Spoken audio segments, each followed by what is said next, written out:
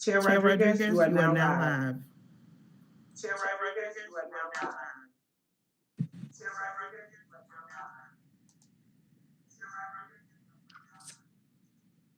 live. Welcome, Asheville and the world. Good afternoon. I'm Human Relations Commission Chair Tanya Rodriguez, and I would like to welcome you to the March 17, 2022 Human Relations Commission virtual meeting. We're coming to you live from the Cherokee homelands, where the Eastern Band of Cherokee Indians remain a sovereign nation to this day. We will now call our meeting to order.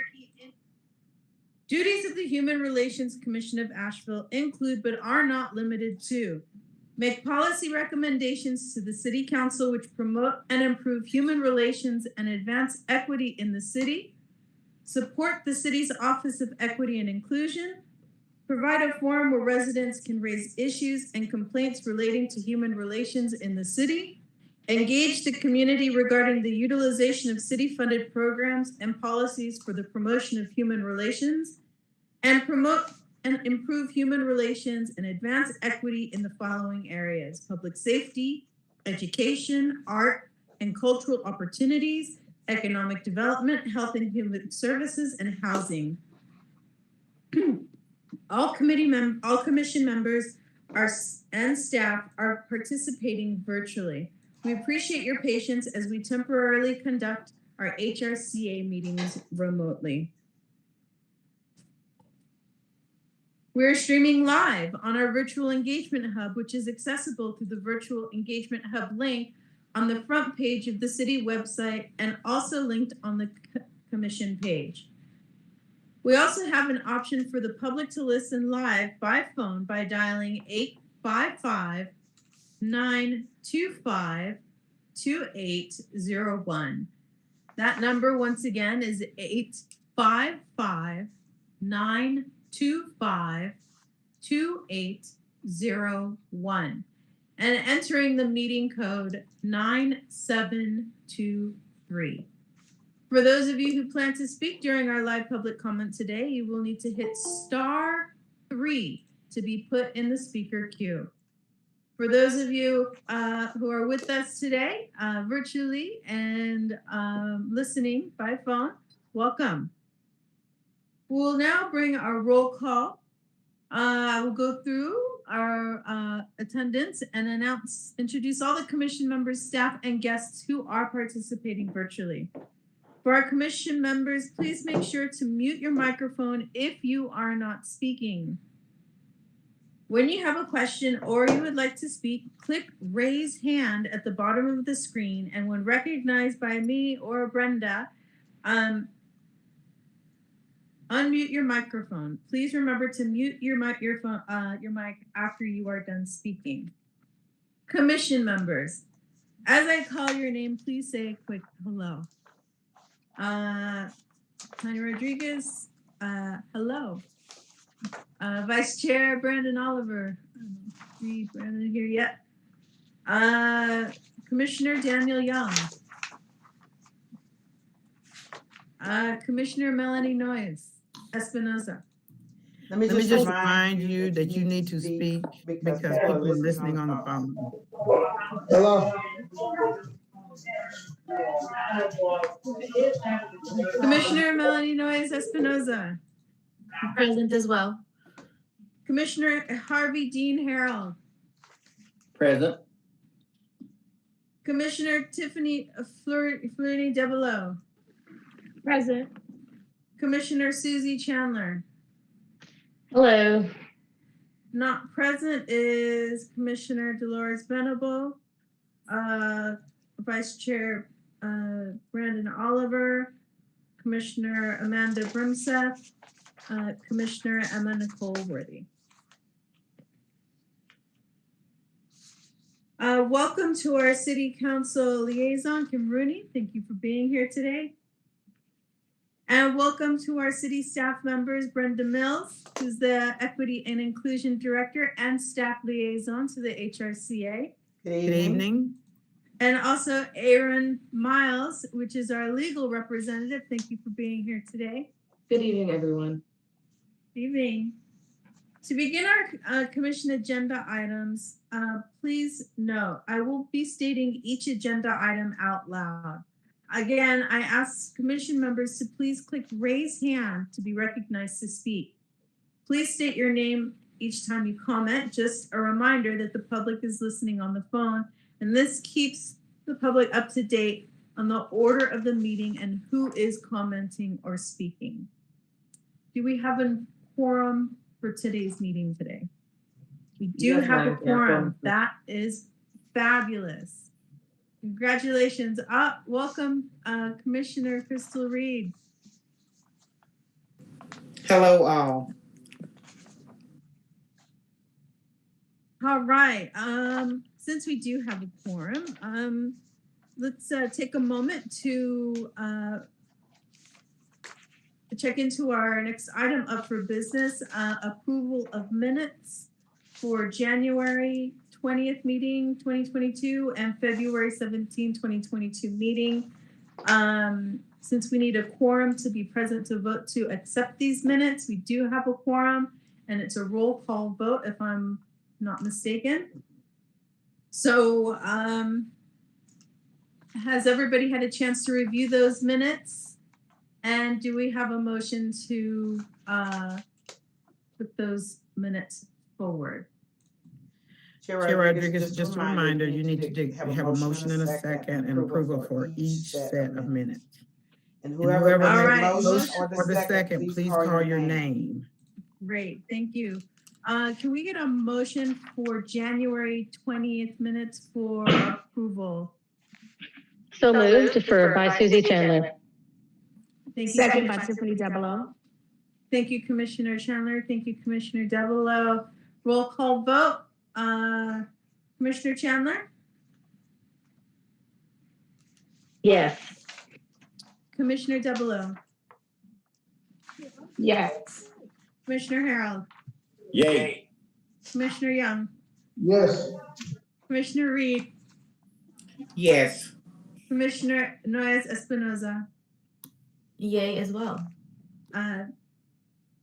Commissioner Rodriguez? Yes.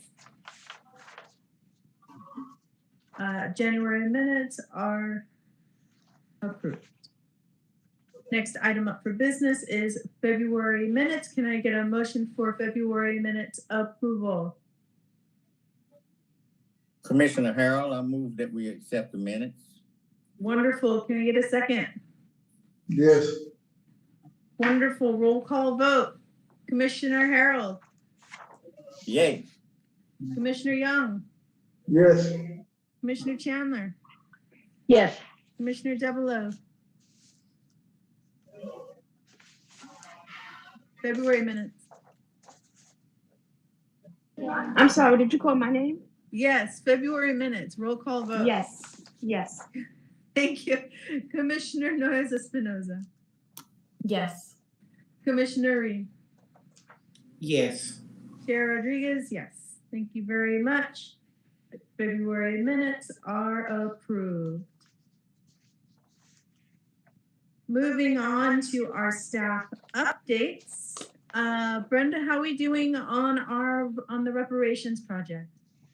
We are so excited to say we have fully staffed. Fully approval of the 25 members. On April 12th, when we go back for council on that date, council will need to do their 2 alternates. So what council did is approve their 5 impact focus areas, and they left the remainder so that the county commission would have choices. And then the county commission did their 5 on Tuesday with 2 alternates. Really excited about that. And the city council on April 12th would do 2 alternates. And and hear an update about the reparations project's next steps. So for you all, what we can expect is April 12th we'll get our 2 alternates. The alternates will participate just as the board is doing, so that they keep up with what is going on. They're going to be having an extensive onboarding. which includes our boards and commissions orientation. There's conflict of interest or statement of commitment that we're going over. The information around receiving a 1099, because they will be getting stipends for their work on this board. We're looking at kicking off a meeting at the end of April, 1st of May.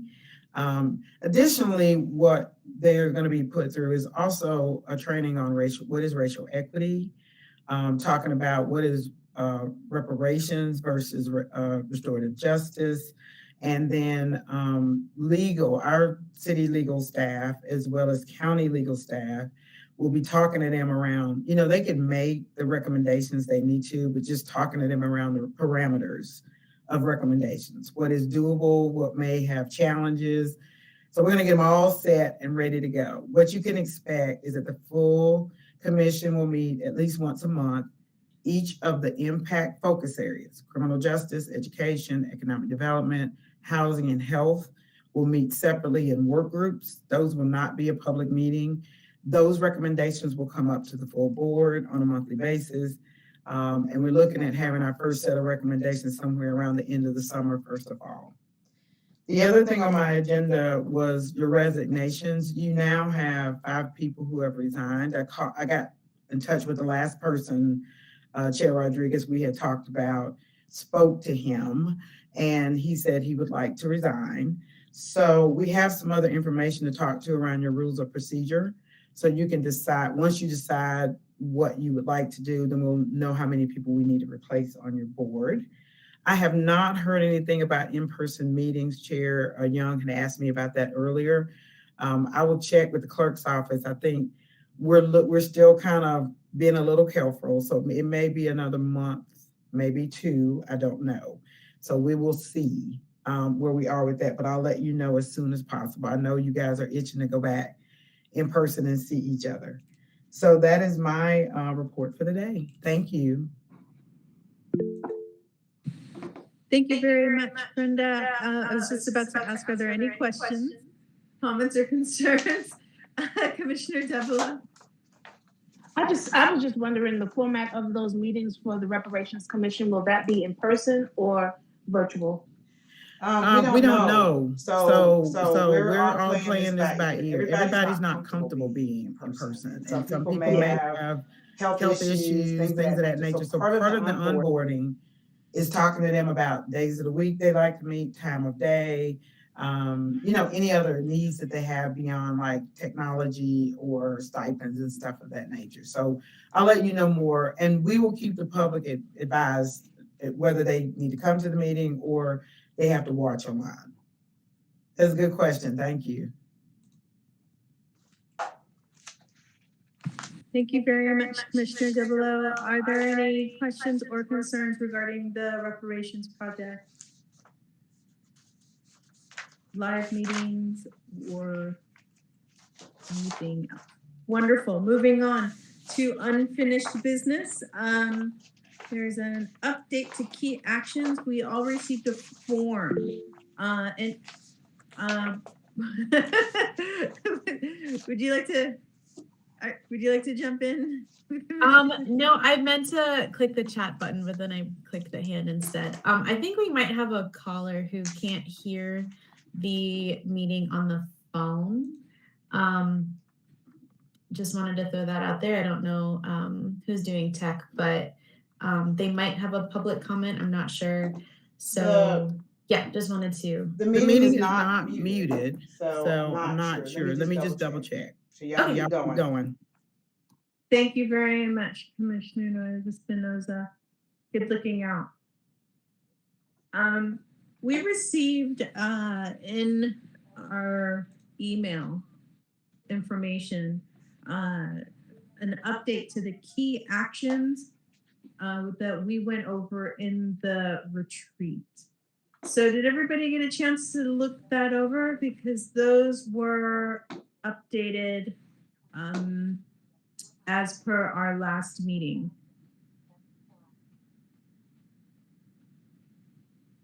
And so Brenda, that's back to you. Sorry, I'm the tech person and the presenting person. you guys had some other, you moved around a couple of things when we were talking about the key action items. So, the quarterly public listening, and the training seminars for City of Asheville and public were moved under intergovernment relations. And then we removed the COVID-19 outreach, which, we passed that. Other than that, that was it. Unless somebody has some questions.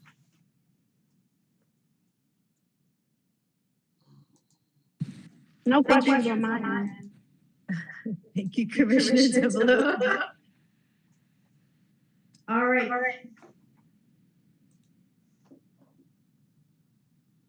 I think okay, great, thank you. Next item up for business is new business. I think the meeting is echoing through the city of Asheville YouTube. Brenda.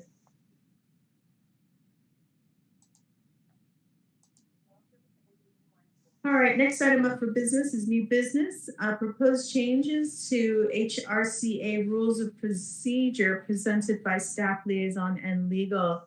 Aaron, would you like to take us on that journey? I sure will. If I can just get 1 minute, I'm gonna share my presentation with you all. All right, thank you for doing the work on this. This is pretty amazing.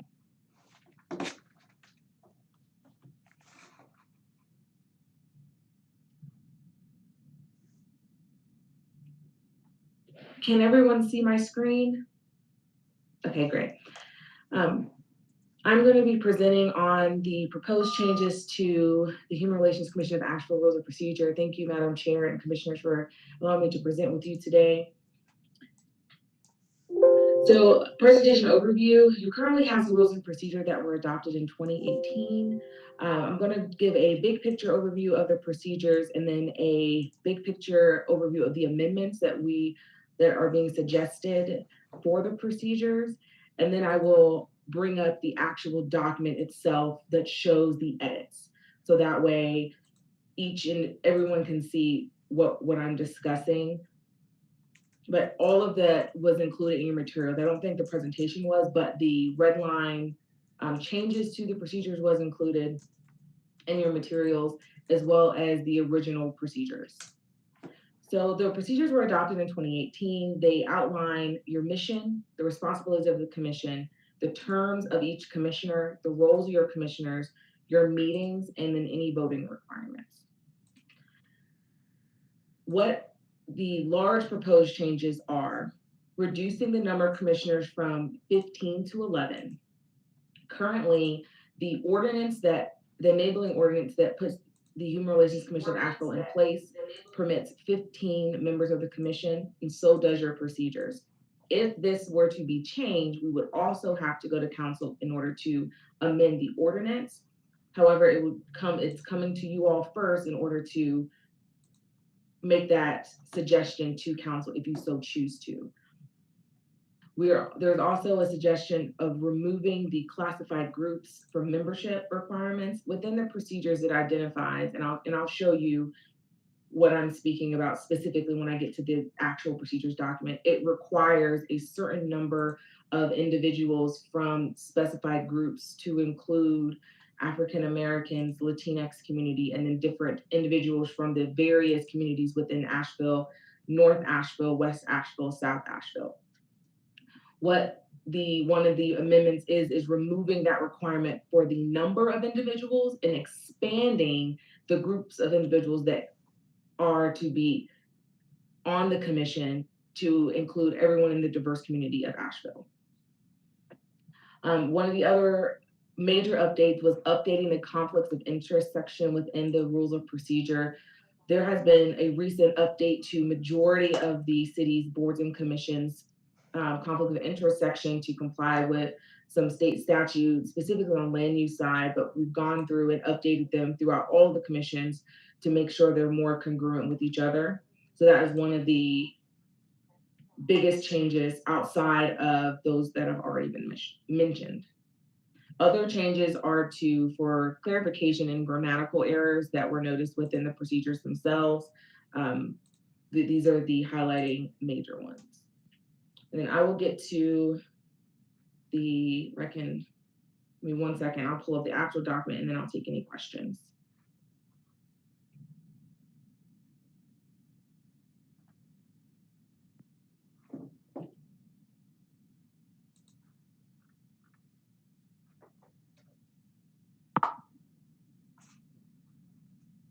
Okay, this is and let me zoom in so that anyone watching can see. This is the red line version of the rules of procedures that once again was shared with you all prior to in your materials for review. We did have the opportunity to meet with board chair Tanya Rodriguez as well as vice chair Brandon Oliver in order to present these changes to them and get their input.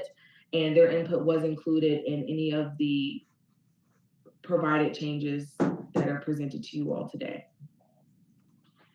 Are there any questions?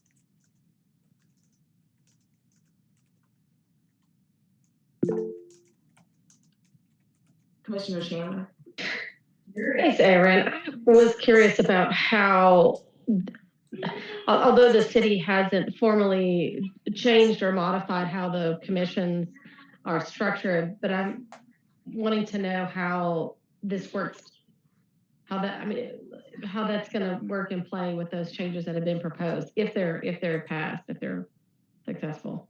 So at this time, that is something that is being considered by the city and considered by council to change the board makeup for advisory boards. If that is in fact passed, then I'm not 100% sure how that will affect the HRCA, but at this moment, there has been no restructuring and the HRCA is functioning as it is enabled to through the ordinance that put it in place. And these procedures are specific for the HRC as it is currently functioning. At this time, since there has been no restructuring that has been approved by council, then all boards and commissions are functioning as they are enabled to function. Does it make sense to make a change like this while we're waiting for to find out about another change?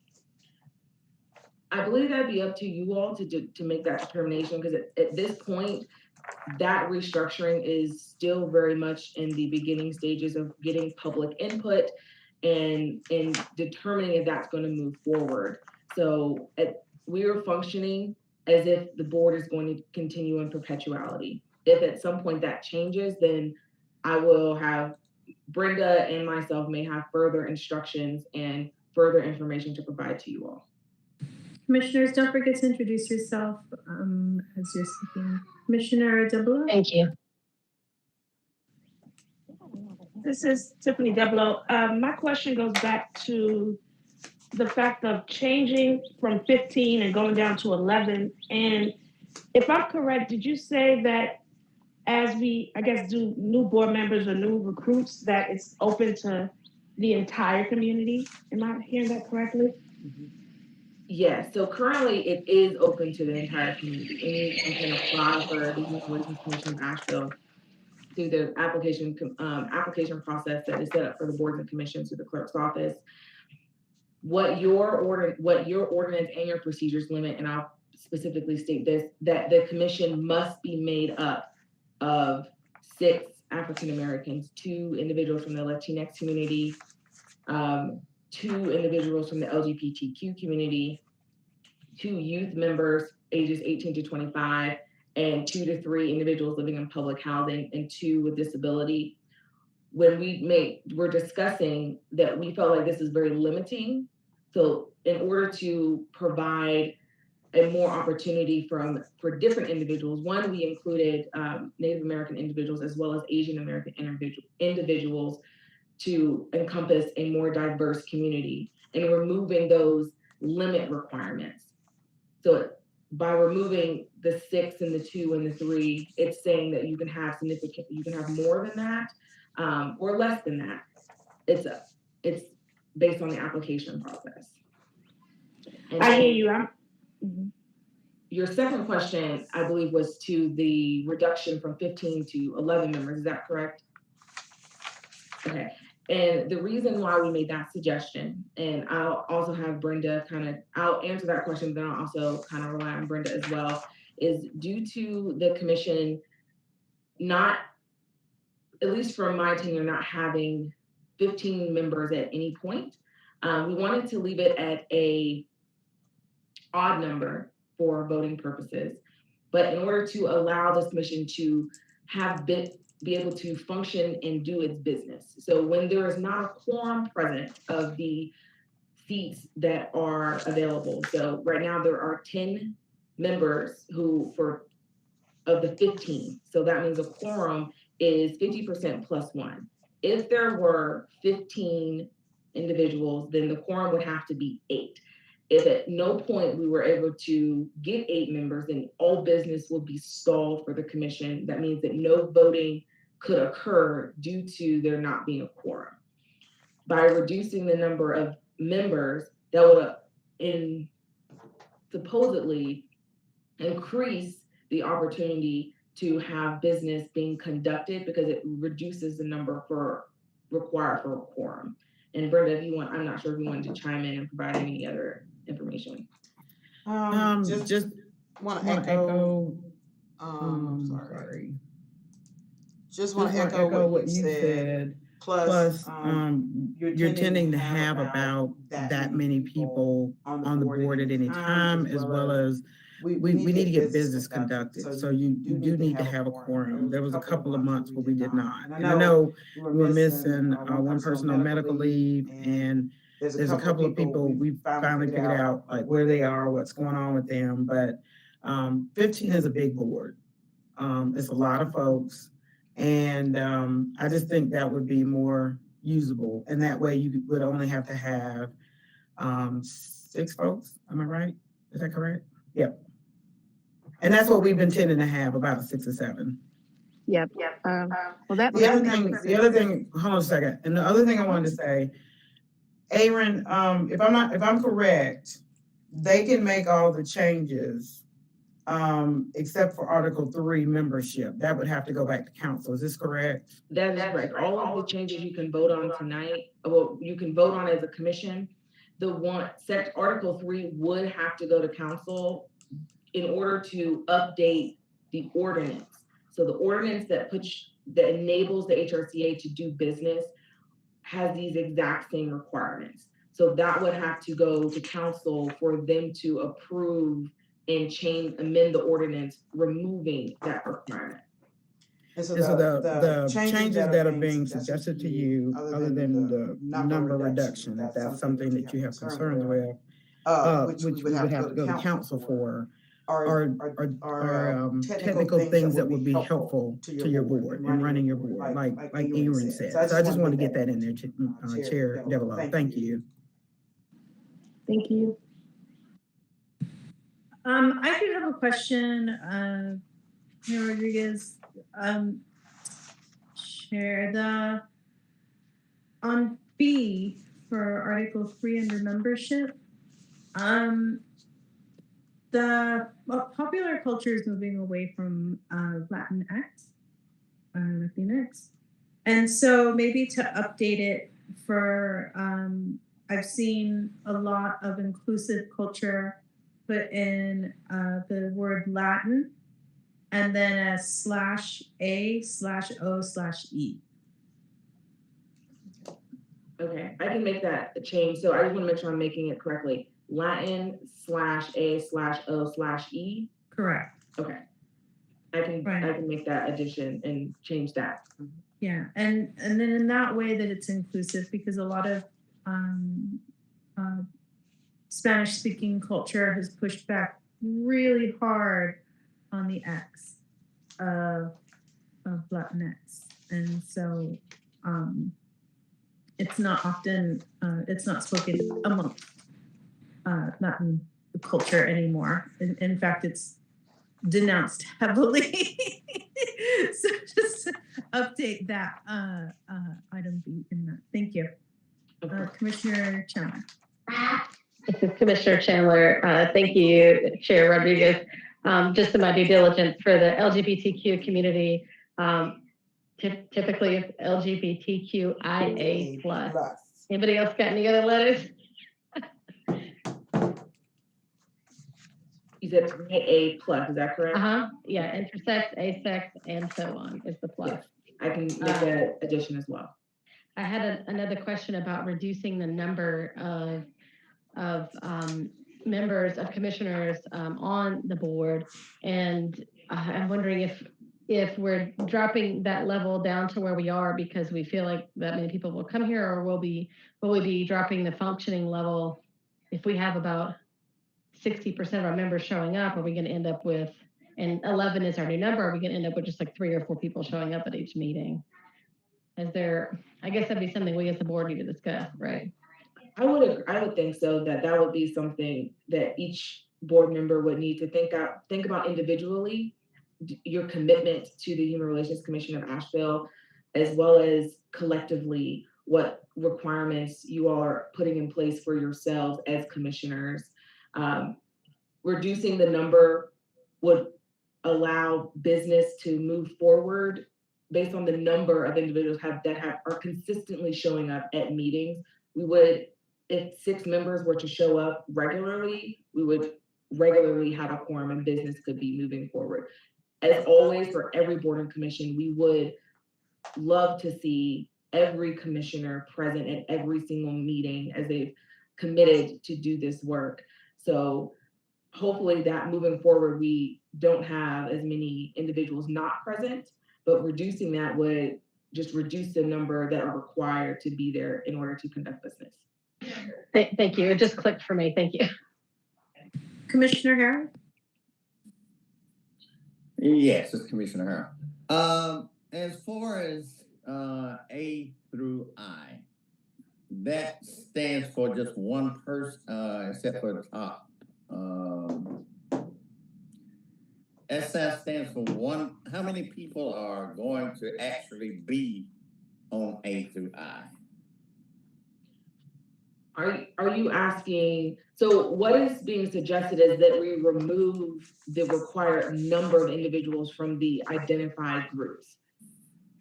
Are you asking, are you wanting us I see you took the numbers and slashed through them.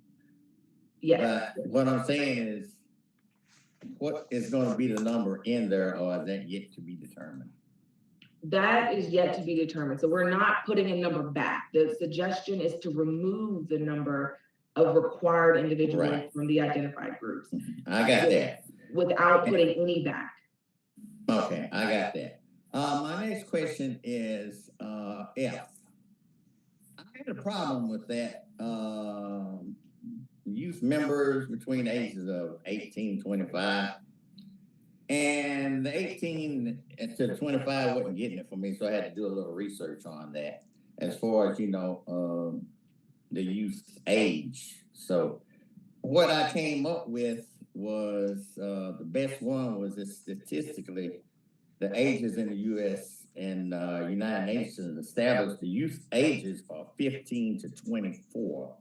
Is there any way to get that number of 18 to 25 changed? Because it's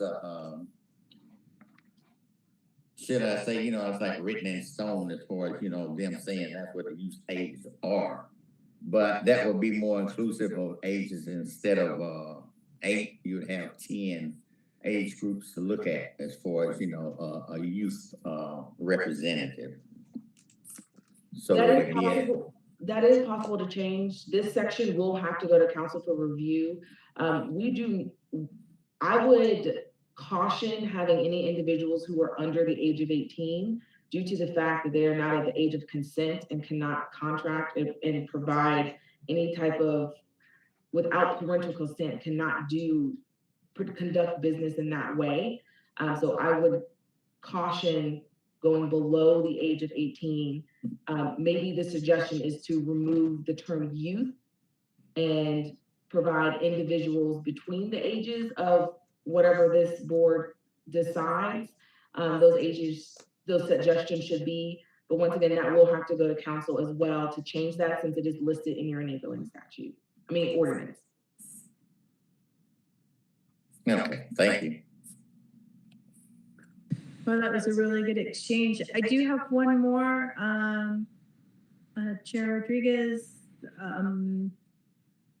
for line H. It says individuals with a disability to amend to individuals who are differently abled.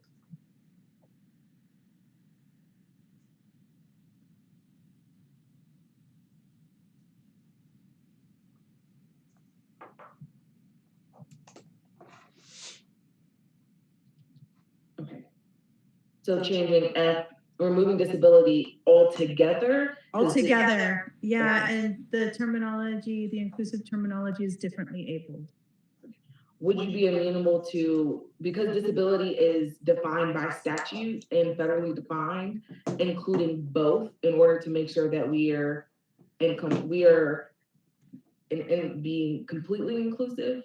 Or are you wanting to remove altogether that term disability? Well, if it makes sense that the need for the term disability is in there for compliance, then absolutely to keep that, and then maybe add on, like with the Latin AOE, just like a slash individuals with a disability / differently abled. Yeah, disability. And so then we're also honoring what's already established as far as federal precedent with the Disability Act, and then also bringing in inclusive language, which sets a precedent for our city and the language used within it. I can make that change. Commissioner Chandler, just to add on to that, perhaps so we can keep that language saying individuals impacted by a disability or who are differently abled, because we've had members in the past who had children who were differently abled as opposed to differently abled themselves, and I feel like it's important to include that as well. Individuals who are impacted by disability or are differently abled. And I will leave that determination on which language is there up to the commission. So if whichever you all determine is the better language for your commission to be most inclusive, then that's the edit that I'll make.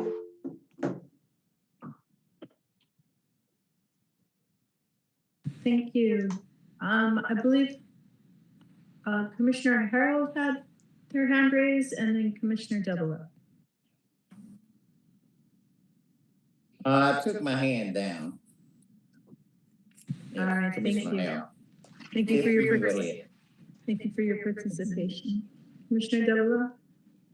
So I have some concerns, and something is just not sitting right with me.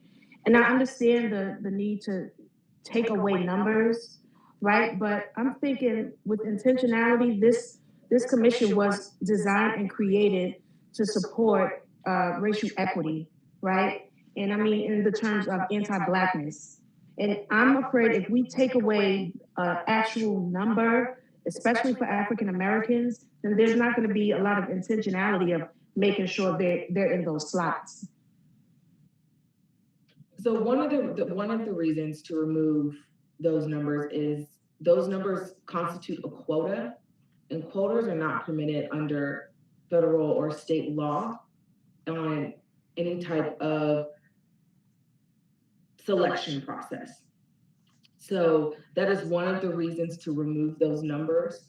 And then the other reason that I already mentioned, as we discussed, was to ensure that there can be inclusivity, so that because right now it is possibly limiting to only 6 African Americans specifically, or Blacks. But it is still a quota, which is not permitted by law. That's pretty sad, especially with the fact that this commission has been, existing for 3 years, to catch it now. But I'm just so concerned because it's really hard for African Americans to even trust enough to step into a space like a city board and commission. So I hear you. I just have some reservation, but thank you.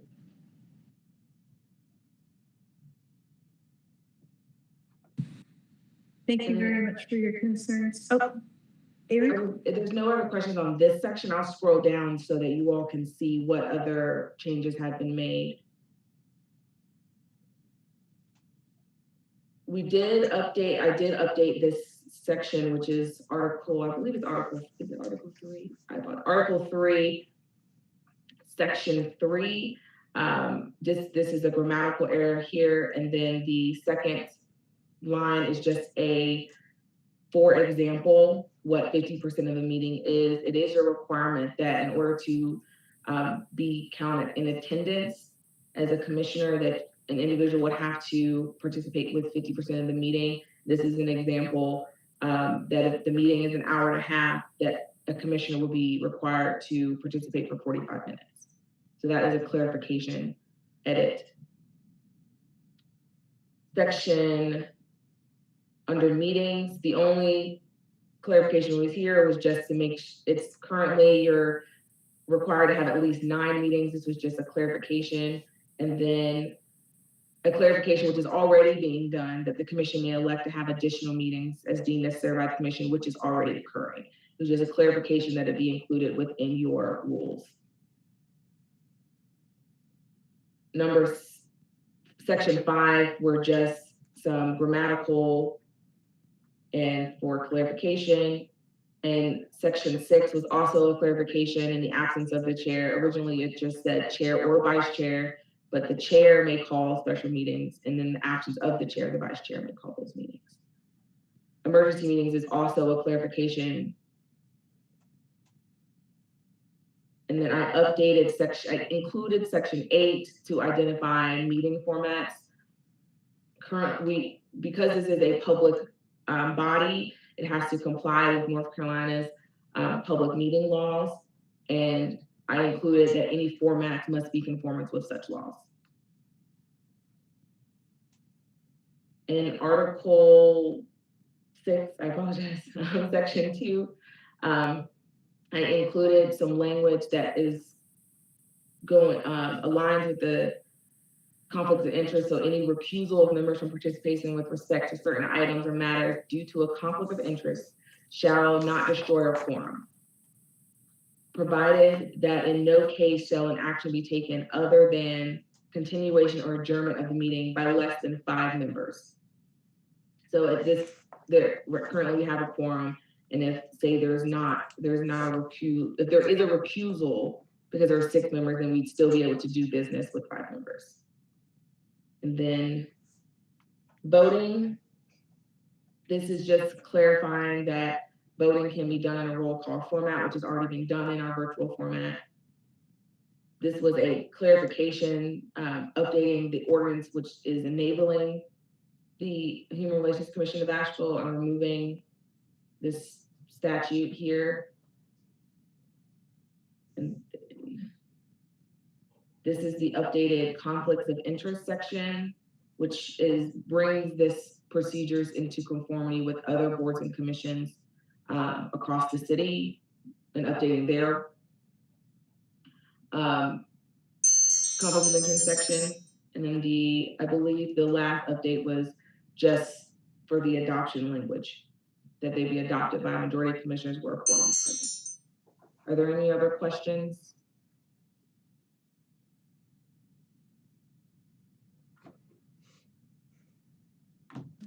Are we voting on this tonight?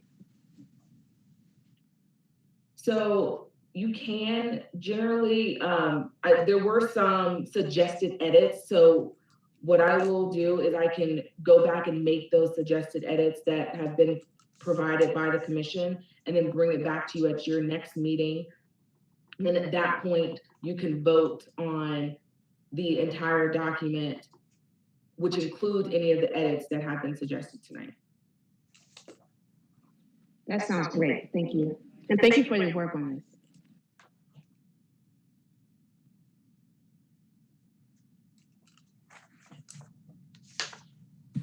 Are there any further questions? Thank you, Aaron. Right, thank you all for your time and consideration. I'll make the suggested edits and then provide it to Brenda in order for her to disseminate to you all. Wonderful. Thank you. Welcome.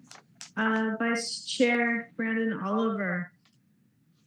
Our next item up for business are our committee updates. These are key actions from our retreat. Please keep within around a 5-minute each. We've got 25 minutes for this particular action item. For intergovernment relations, that's me, Commissioner Double-O, and Commissioner Oliver. Commissioner Double-O, intergovernment relations. I don't have any updates at this time. I have been going to the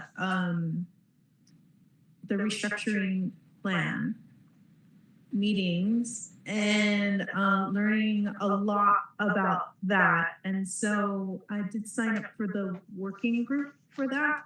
So I'll be bringing updates from that working group to us so that we can kind of see how things are going and things like that in there. Next community update, community engagement. Once again, that is Tiffany and I and Commissioner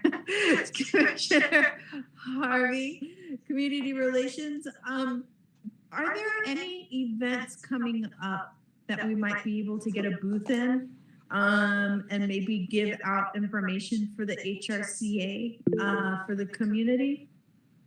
Commissioner Oliver and Commissioner Double-O. This is Commissioner Oliver speaking. Hello, everyone. I'm on the Juneteenth Celebration Planning Committee, and I was thinking that if that would be a good place to get the word out to the community as well. This is not till June, so I just wanted to put it on the calendar since you mentioned it. Thank you. And this is Commissioner Double-O. So the Climate Justice Project had just completed, and we're going to now have a celebration coming up this Saturday from 5 to 7 p.m. And that would be a great time that another commissioner can come and talk a little bit about HRCA. We plan on having some city staff present, council members, and the mayor, and also a DJ Superman, and some Caribbean Queenie's Island cuisine food. So please come out and enjoy and celebrate our Climate Justice Project, and also to talk to just the guests that's there about HRCA. And again, that's at the YMI Cultural Center from 5 to 7 p.m. this Saturday, March 19th. And I have a second update. So I'm currently representing and sitting on the African American Heritage Trail, and they're looking to collect more stories and input. So if anyone who has information or connections to Ashevilleans or Asheville natives, please send me an email or just pass the name along so I can make a contact. But right now, we're just looking forward to getting a beautiful trail set up that's representing Black Asheville and the changes that took place within the city. Thank you. Thank you very much, Commissioner Double-O. Moving on to our next committee update, addressing housing issues, which is me, Susie, and Melanie. This Melanie, Commissioner Noyes Espinoza will be presenting a recommendation for our consideration. This recommendation is preliminary, so it's just an introduction. Commissioner Noyes Espinoza, the mic is yours. Yes, so the proposal that is in the agenda is just it's just a draft. We'll be continuing to work on it, but in the proposal, we have sanctuary camping defined as intentional spaces on public property in which people who are unsheltered may stay overnight, in which they are free from threat of removal or legal penalty, and where they may get their basic survival needs met. by virtue of which it is either unsafe and or unreasonable for unhoused individuals to be displaced by way of encampment removal.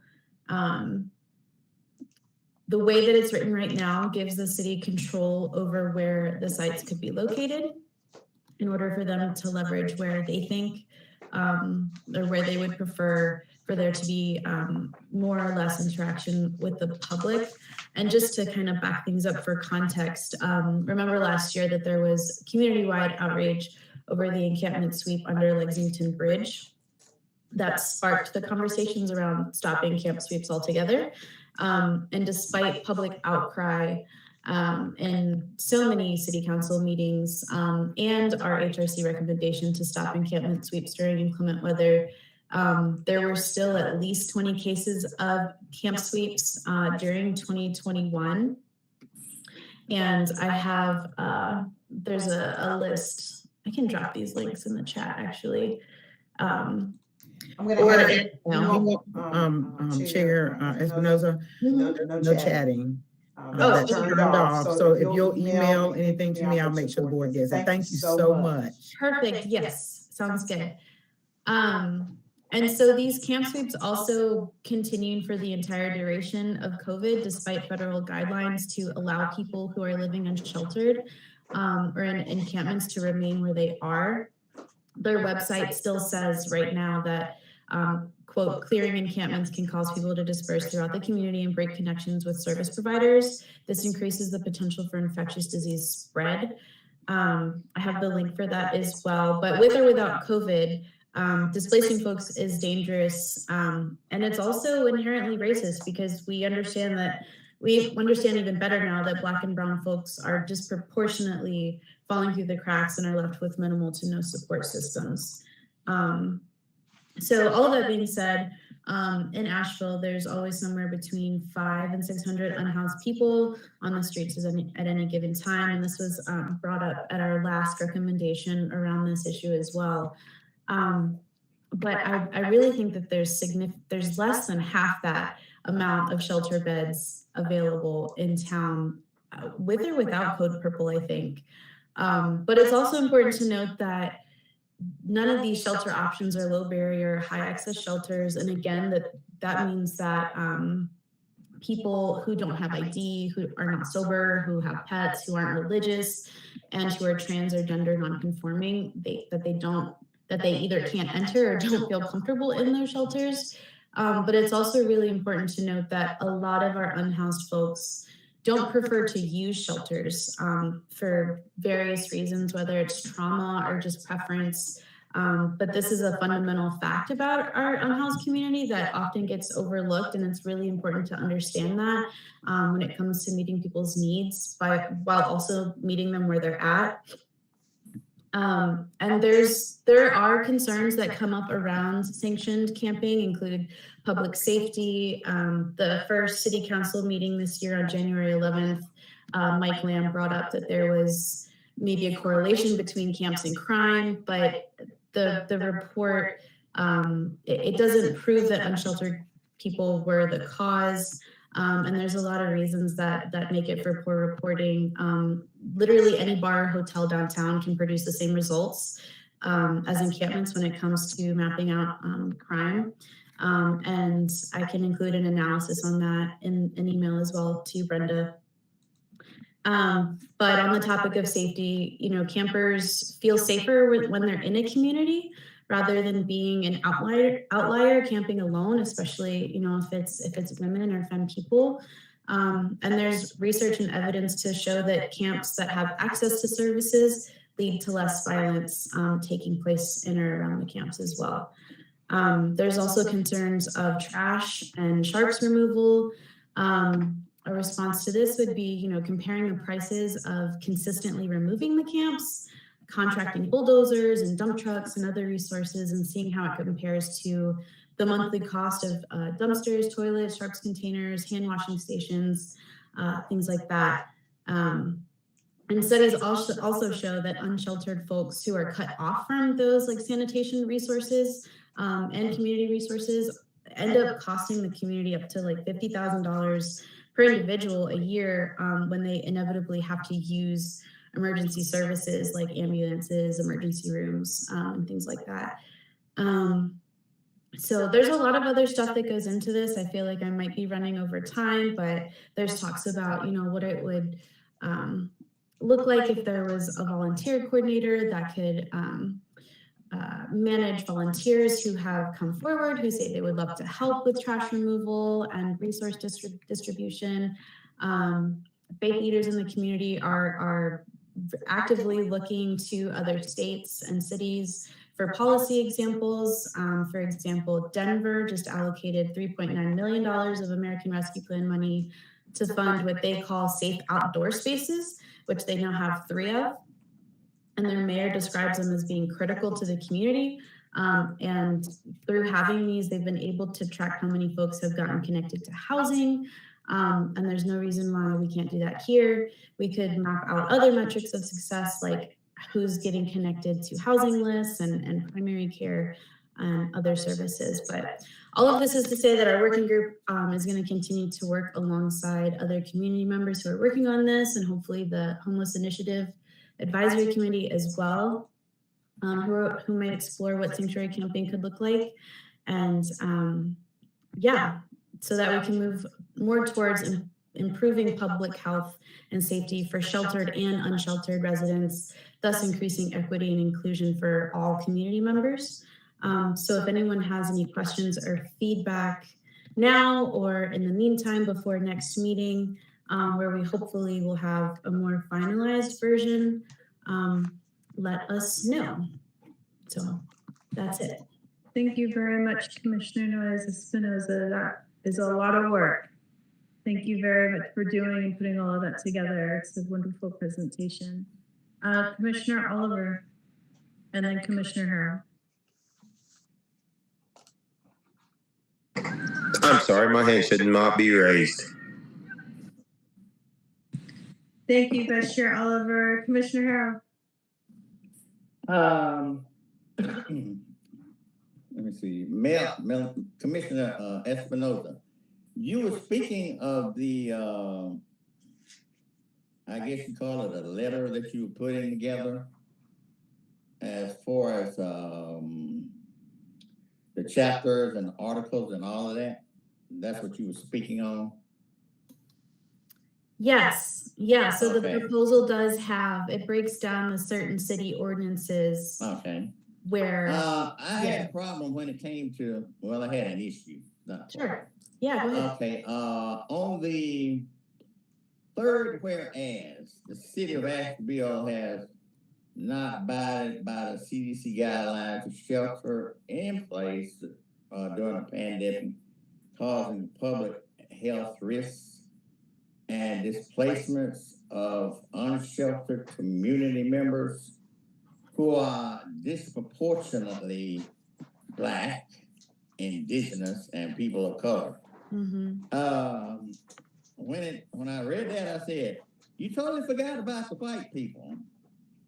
And when you said disproportionately Black, that's the Black people, and then people of color, that's what they call us, Black people or people of color. That's my understanding. But it just didn't read right. And there are no white people mentioned in it at all. So do you have an answer for that?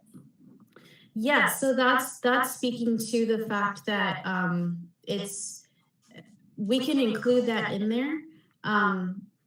It's the unsheltered community is predominantly white, but the amount of folks who are BIPOC, Black, Indigenous, or people of color, it's misrepresentative of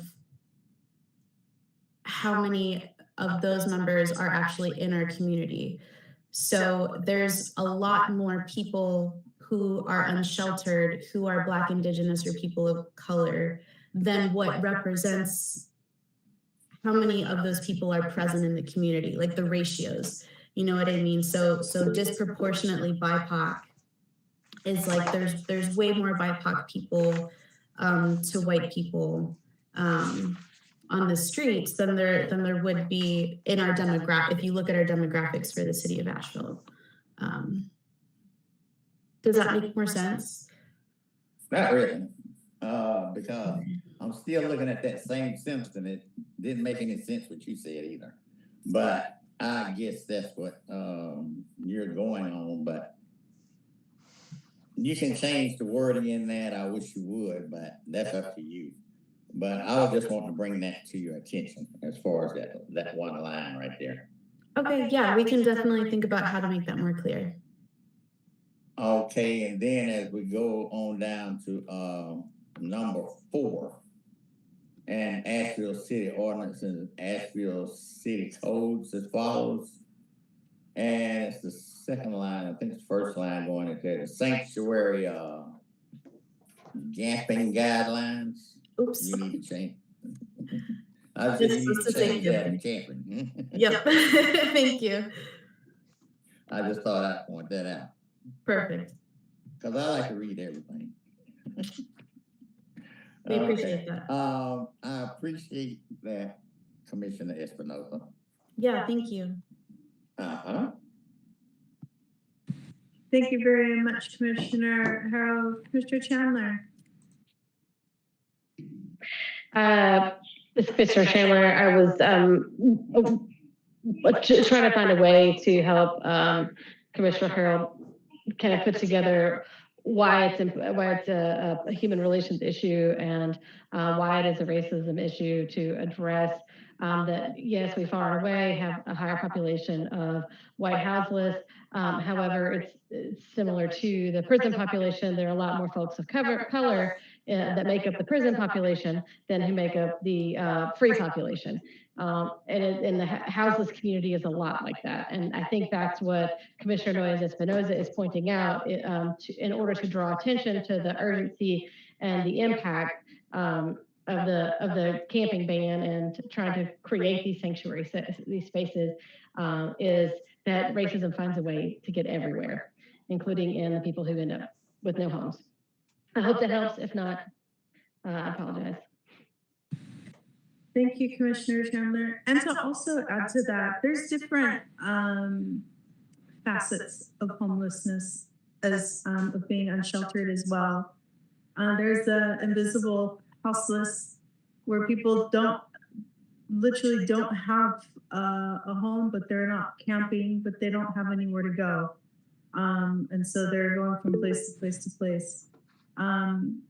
That is the disproportionate people of color, also Black people, because it's family taking care of people and friends.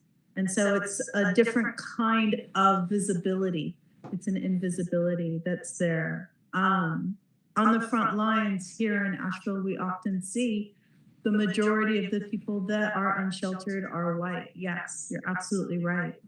And also to make sure that we are including the people that we don't see, right? Because they're the voiceless people. They're the ones that nobody knows, and they go to work and they do their things, and they come and they go to somebody's house and sleep on their couch. And their housing is unstable. And so it's for them too. It's for everyone. It's for the most vulnerable of our community, regardless. And I think that that's the most important facet and aspect of this recommendation, is the humanity of caring for our most vulnerable in our community. Commissioner Young, Commissioner Harold, would you like to respond to that? And then Commissioner Young. Yes. Commissioner Espinosa, I was going to ask you as well, what is location 1 and what is location 2? Yes, so location 1 and location 2 can be up to the city of Asheville to choose where they would prefer one of these sanctioned sites to be, so that it's either out of view of the tourists or whatever makes them the most comfortable, so that they have some direction and control over this. Basically, up to them. Okay, I was just wanting to know, was there a specific spot, and you let me know that exactly. We've got ideas, but you know, ultimately it would be up to the city. Okay, thank you. Thank you, Commissioner Young. So yes, I got a few questions to ask about this. So are we trying to push this thing through to help the homeless? And another question is this gonna help the people that's coming home with felonies, that's been discriminated because they got felonies and checking the box? Are we gonna address the problems that's been happening in these camps? Raping and the old drugs overdose, who's gonna be governing this? This is something that we're gonna be taking care out of our pockets. I mean, cause this is not free. And do we really want these, the homeless people next to our kids, and they're raping people and killing or doing whatever? I mean, we gotta look at the safety of our kids in our community. I mean, if we're gonna look at both sides, we gotta look at both sides of this. How effective it's gonna be for our community, and what's gonna be the outcome and the bad parts about this. Because we do know there's drugs going on there. The police gonna be able to watch that, keep that on the wraps. Are they gonna protect the women that's being raped there? About the felonies, we're putting all the energy in this, but we're not putting the energy when the brothers and sisters that was in the apartment housing that was getting kicked out for the bandless because they had drug records. Are we gonna put the same energy in there as well? Thank you. Yeah, for sure. So I can't speak to public housing because that's not what my focus group is on right now. So if you wanted to talk about that in like a different working group, I would be more than happy to. But for the houseless encampment specifically, yeah, those things definitely do happen. And yeah, there's definitely assault that happens in these camps. But part of why sanctioned camping would be good is so that these people don't get pushed to the outskirts of town where we can't see and help those crimes from happening. Right now, with the encampment sweeps, it pushes people out of sight, and people who are providing services, whether it's volunteers or people who work for nonprofits, we can't find them. And so it's really hard to help. So with sanctioned camping as well, when I was talking about a volunteer coordinator and other volunteers who would come by and do trash pickup, there's more of a presence there. People are stopping by more often. The community forms and there's like face-to-face relations. It helps people feel safer. And there are studies that show that the crime does go down when there is kind of like a coordinated site like this. So the way that the campsites are right now, they pop up. Nobody's really watching. There is no presence there. People who are providing services don't know where to look most of the time. So it's really it's difficult right now. But if we had sanctioned sites, it would be a lot easier to continuously provide the support that's needed to kind of meet people's basic needs, which brings the crime down and the safety up, if that makes sense. Yeah, that makes sense. But when are we going to address the situations that's happening in our communities where the people are sleeping on family members' floors that are homeless, that has been homeless for 10 to 8 years, and that's not been addressed? Right. Yeah. Homeless is homeless, isn't it? It is, but those folks can certainly get connected to services, and I would love to help figure out how to do that. But it's hard to draw the bridge between people who are camping and that in one policy proposal. So I've just been trying to focus, and our working group has been trying to focus on one thing at a time, but that certainly does raise an issue that I would be more than happy to explore next. I think before we move forward with that, I think we need to find a way to combine everybody in this thing. Because on one side of this is like we just looking at one certain group and forgetting the other certain group. I mean, it's like it's kind of biased now. But you got people in Asheville being homeless way before COVID for a long time now. Can't get in because they got records and they done their time or whatever it is, and they're still homeless. So we're gonna address something, we gotta address the whole full spectrum of everything, not just half of this. I'm with the homeless, but I'm also with my people as well. And we got homeless people in our community, Black, white, Mexican, everything. So we gotta address it so it'll be beneficial for everybody. Not just for the homeless over here in West Asheville, but the homeless everywhere in Asheville. Thank you. Commissioner, I hear what you're saying, and I agree with a lot of it. And one of the things that that I wanted to share is that it doesn't have to be an all or nothing. This can be a yes and we can start from the people that need and are in the most need and triage and get the people that are in the most need the services that they're in need of. And we can move into the next phase and the next phase and the next phase. If we go and we do it all together and don't necessarily triage, there's a triage in hospitals for a reason. You deal with the people that are the most affected, and right now it's the people that are sleeping out in the streets and do not have a secure space to sleep at all. They are literally unsheltered, whether it's cold, hot, raining, windy, freezing, snowing, it doesn't matter. They're unsheltered, sleeping on concrete and dirt. And it doesn't matter what color they are. They're unsheltered and they need our help. And so when we triage and we look out for the people that are the most vulnerable from the community, as a result of systemic bias, like you were talking about, due to mental illness, due to all sorts of things that have built up to this, due to inflation, due to shutting down the mental institutions. I mean, nationwide, the mental institutions were shut down. So as a result, we have to join together as a community to figure out what to do to triage our most vulnerable community, to make sure that they're not falling through the cracks or put into positions where they can assault people, or put into positions where they can rape people, or put into positions where they can harm themselves. And so that's where we start, at the very bottom. And then we triage and we go to the next one and we go to the next one. And so I understand, I know that we got your support on this, and because I know you have a big heart. And I know you see the big picture, and I know that it's important for you to make sure that all humans are looked out for.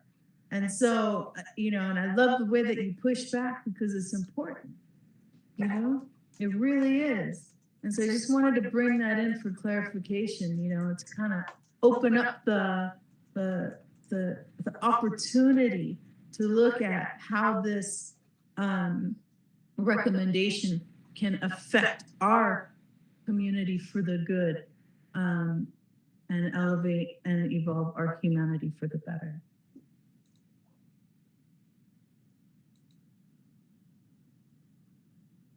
Thank you. If there's no further questions or comments, we can move on to examining systems. Commissioner Noyes Espinoza, are you complete with your presentation? I am, thank you. Thank you very much, Commissioner Noyes Espinoza. We look forward to the updates that you bring next meeting. Moving on to our next committee, examining systems. Commissioner Hrca, Commissioner Dolores, and Commissioner Young.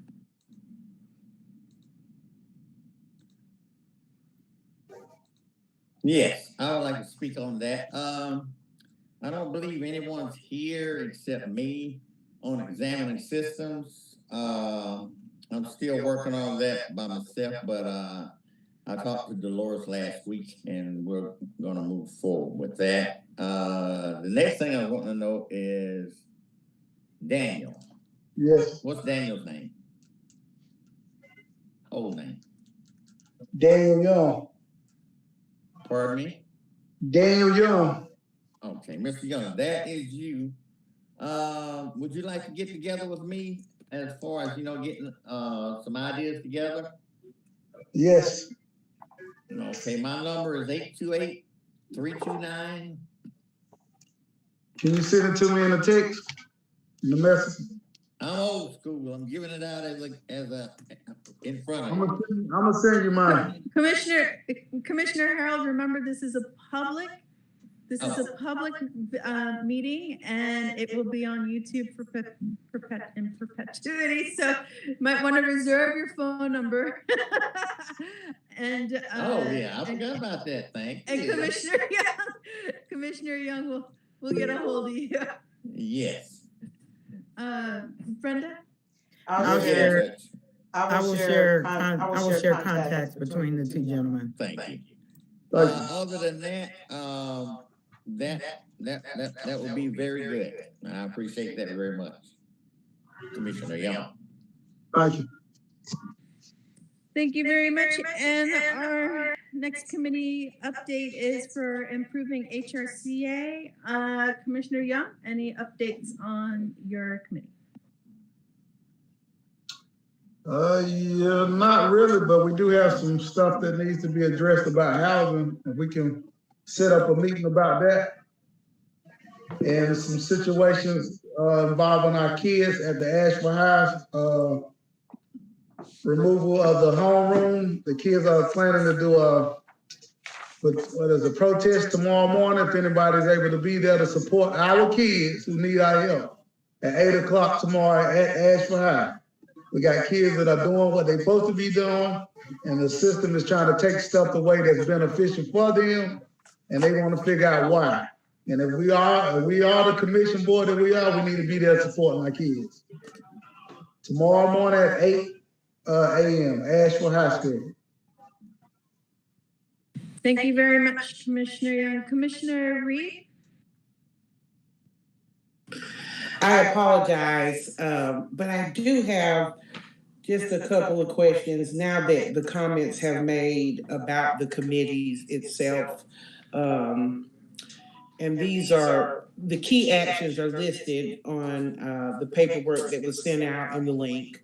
So I'm just basing this off of such. I have not had enough time to interact with any of these groups specifically.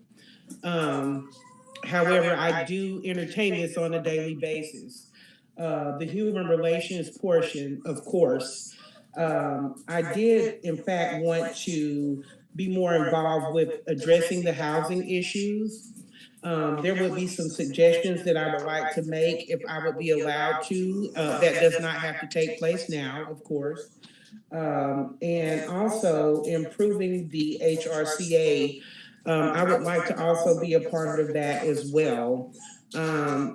Because being a part of a board and interacting with such, I believe it's good to have some people that have already participated in things of that nature or have that under their belt, if that's a good way to understand that. So I would like to participate in that as well. All of these human relations key actions are very, very important. We're all equally sitting here for a reason. The interaction here today is wonderful. So I do appreciate that. I guess that's all I'm going to leave on the table right now. If I can get a yay or nay, if I can be involved with that. My name is not on any one of these because I was not present for that very first meeting, and that is my fault. Absolutely, Commissioner. I'm pretty sure Brenda is already writing your name down. And I would actually like to invite this moment, since we are in committee updates, the possibility for introducing a housing committee. It sounds like we've got a lot of passion here for housing. And I believe that you're really, you're a brilliant voice regards to public housing here in Asheville, Commissioner Reed. So you come highly recommended by some pretty influential people. So I trust that whatever you'll bring to potential housing committee might be something that you and Commissioner Young might be able to work out. So I don't know if something that Brenda, we might be able to introduce as a new committee to establish to specifically housing. Is that something that we can When do? you're saying housing, are you talking about public housing? Because you have a committee that addresses housing issues. Housing issues, right? But I'm talking about public housing. That's up to you. You got committees that are not already, that are not meeting yet. So Right, I'm gonna suggest you just be a subcommittee up under your committee. Heard. Would that be okay? That's actually really good. Okay. That's So we're really just gonna add a committee on public housing issues, right? right. Okay, we can do that. I'm sorry. How does that land with you, Commissioner Espinoza and Noyes Espinoza and Commissioner Chandler? That lands really, really well with me. I'm interested in exploring housing in Asheville and the affordable housing crisis and how that's affecting people, and yeah, all of that for sure. Same here. I'm thinking it might be beneficial to change our house list committee to a housing, just change the whole thing to housing, and let's all address the same things together. Oh, thanks, Crystal. I mean, I think that's the end goal, right? Let's get some homes for people. Great. Thank you. Crystal. Housing, I like that. I do think about the housing situation. I do know public housing already has the committee. They just need our support. And if we can give them the backing and the strength that they need, be the voice for them, then we can get the stuff done that need to be done. Well, you're going to be in charge of that collaboration then, Commissioner Young. Bring that together. Make it happen. Maybe we can have them come to a Human Relations Commission meeting and do presentations for us so that we can see how best to support them. Let's go to them. I mean, we got to go to the community. We can't have them to come to us. All right. We need to talk with them. Well, let's put it together and we'll figure it out.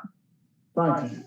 Awesome. Thank you. Our Commissioner Harold, your hand has been up and you've been patient. I've been trying to get in for quite a while here because y'all been going through this. Okay. At our last meeting, I was asked to get in touch with Dolores, improving the Hrca, to be the head of that group. And I did, and she said she would be heading that group. And y'all asked me to do that at our last meeting. So Dolores is the chairperson on that group. Thank you for the update, Commissioner Harold. If there are no further comments or questions regarding committee updates, we'll be moving on to our next item up for business, community announcements. Commissioner Harold.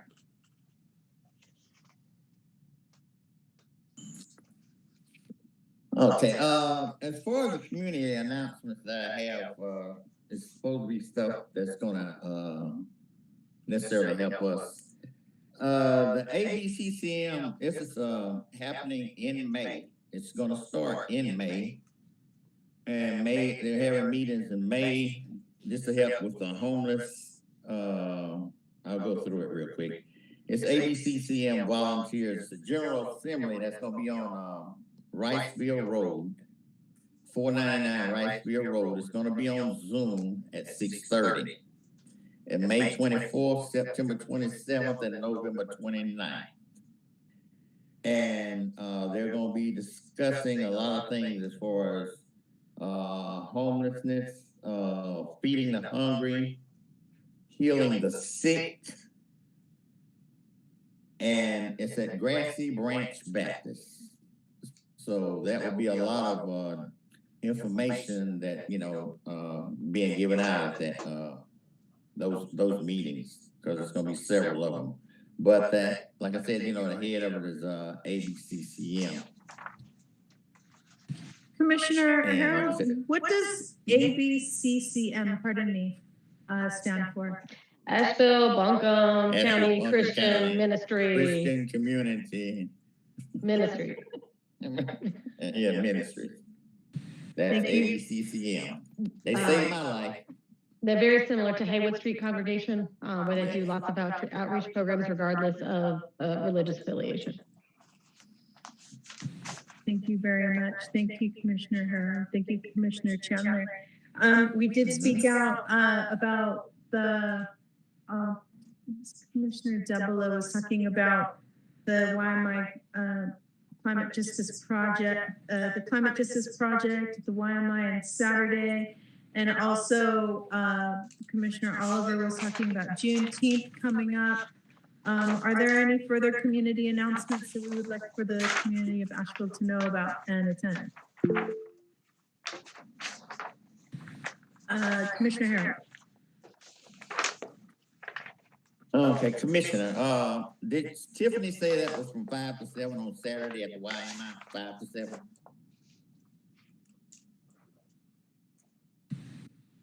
Here she is. Sorry, I had internet connections. Yes. 5 to 7? Thank you, Tiff.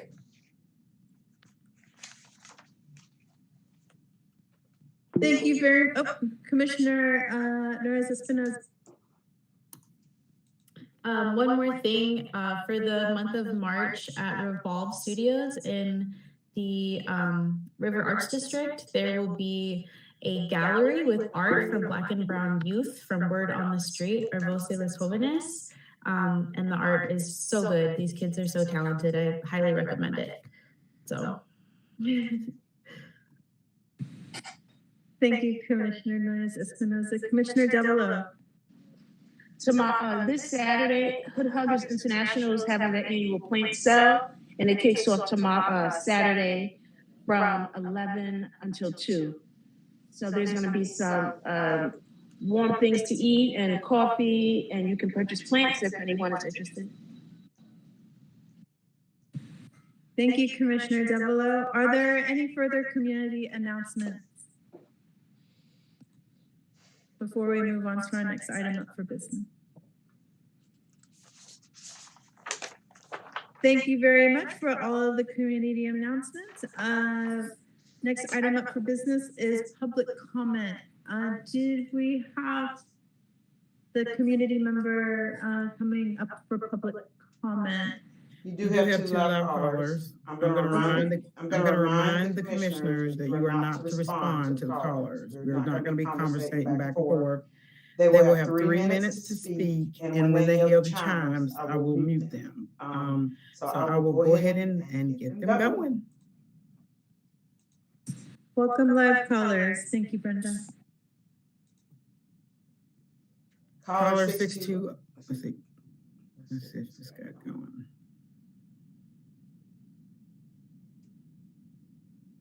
Excited to hear that y'all were talking about the sanctuary camping, especially because there's about to be 130 less shelter beds on May 31st with the Code Purple shelters and the Ramada closing.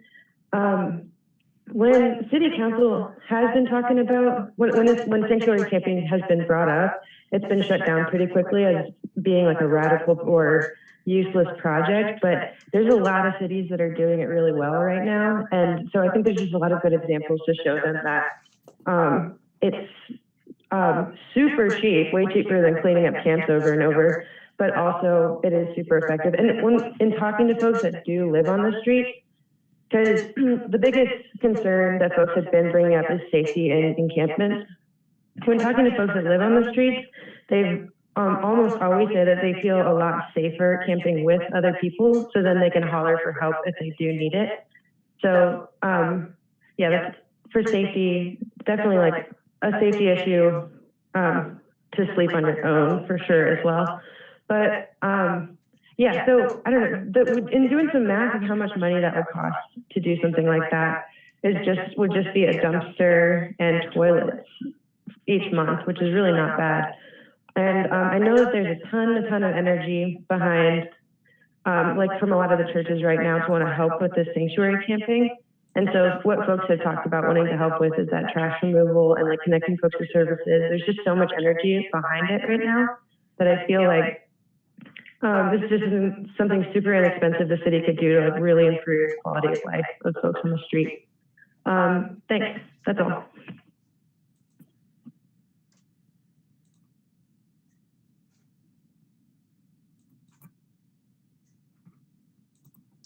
I'm trying to mute. I'll be right back. Okay. For our next caller, number 1190, when you hear your time to speak, please say your name and where you're from. Thank you.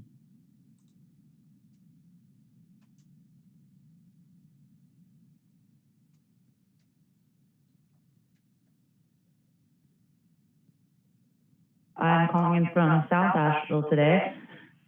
First, I would just like to say a thank you to Commissioners Melanie, Tanya, and Susie for bringing this to this commission's attention. I'm sure that this has been in y'all's attention anyways, because it's been a big issue here in Asheville.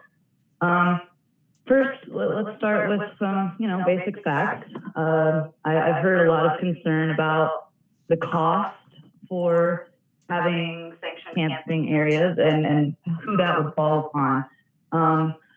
Let's be honest, there's going to be a cost either way. There are houseless folks living on the streets, and it costs us money when we sweep the camps. It costs us money when we police the camps. It costs us money when cops have to respond to calls from businesses or neighborhoods. And it costs us money when these folks are not safe and they can't stay in camps, and then they end up in the hospital and we have to pay for them because they obviously, they don't have money. And the other fact is that there are going to be houseless folks no matter what. It would be ideal if we could get all these folks housing, and we all, I think we can agree on that. But that is a lot of barriers and a lot of challenges, as I'm sure you all know. So we have to do something. And I believe the last caller mentioned it. I think it would be in our best interest to go ahead and get a jump start and, nip this in the bud and go ahead and give these folks places to camp, because they're living here anyways. And this would drastically reduce the cost of cleanups, the cost of camp sweeping, the cost of all of these different things that our city has been paying for. And it would resolve a lot of the issues. Like the biggest issues that I've heard is that it's unsafe with, trash and needles and human waste. Well, if we gave them dumpsters and sharp containers and a safe place to camp and some bathroom facilities, it would drastically cost us less money in the long run. And I think it's really important that we go ahead and make that progress, because this issue isn't going away. And you can police them and sweep their camps, but as we've seen statistically, there was 26 sweeps last year in Asheville alone, and it's just not going to go away. So I really, really think that it is in our best interest to go ahead and start doing research and start thinking about these things. And there are plenty of cities throughout the U.S. that have done these, that have sanctuary camping spots. That way, like other folks have said, they have community, they feel a lot safer around their people, and they don't have to constantly worry about having their stuff destroyed and being displaced. And along with that cost, there are a lot of people that are doing mutual aid in this city. There are a lot of people who are invested in this issue. And as somebody that has done a lot of mutual aid, this would mean a lot to the folks on the street. And I guarantee that with some support from the city, you would have a ton of people that are willing to do this work and that would feel safe and respected in doing this work if the city just had our backs. I believe that's all I have to say. Thank you for your time, and I really hope that you take this into consideration, because this is very important for our community members. Have a nice night.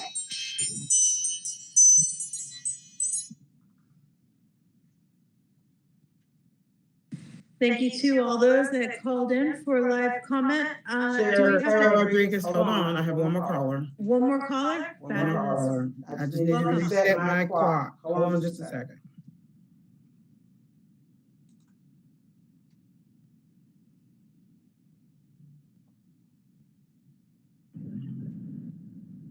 Caller 1090, I think. Hi, We can you hear me? Yes, sir. All right, great. I just wanted to call in today Can you say your to name, thank where you're from? Mel. My name is Max. I live in this area. Thank you. I have for over 7 years, and I wanted to give a huge shout out to Melanie and Tanya for their work on the sanctuary camping document, and just wanted to urge this commission to wholeheartedly support and recommend everything that is outlined in the sanctuary camping proposal. As many people have already said on this meeting, this is the cheap option. This is the humanitarian option. It's a no-brainer. So go ahead and accept it and keep this ball rolling. I was at a meeting this morning, the city council budget retreat, and Sandra Kilgore was talking about how she didn't know a lot about sanctuary camping, and maybe that was something that funds should be placed into looking into. So that's the most conservative member of the city council, right, acknowledges that this is a huge problem and something needs to happen about it. And of course, what is the city council going to want to do? They're going to want to pay an outside company to come and do some, dubious statistics or put out a questionnaire or something and ultimately create a recommendation. Well, that's going to cost a lot of money. And lucky for us, we have folks who actually do this work day in and day out and help those who are unhoused survive with the extremely limited resources that are available. And they have written this amazing proposal already. There's no reason to spend more money on getting a company to create this kind of thing. It's here. It's actually from the people who do this work. So please adopt the sanctuary camping proposal and recommend that the city council implement it. Thanks. Sarah Rodriguez, that's your last live call. Thank you to all the live callers who showed up. It takes a lot of courage to call in to a public meeting, and we appreciate your courage and your passion. Councilwoman Rooney, would you like to speak to this? Just to invite you into this conversation. Well, I know that I would be taking up more of your time after your meeting is already after schedule, but I just want to say thank you. And also, Daniel, can you remind us why the students are walking out tomorrow morning and restate what time the walkout is happening at the school tomorrow? Well, they're walking out because the school budget is using remove from homeroom and all the events that they have in the morning, which is clubs that help them with their homework or any kind of club that's beneficial for these kids are being removed during the removal of the homeroom. And I think the school budget uses it for equity. That's the reason they're removing it. And then the kids felt like they were left out because they were. Any decision that's has an effect on them, they should have been a part of the meetings. Some of the school teachers are against this move as well, and a lot of the students are.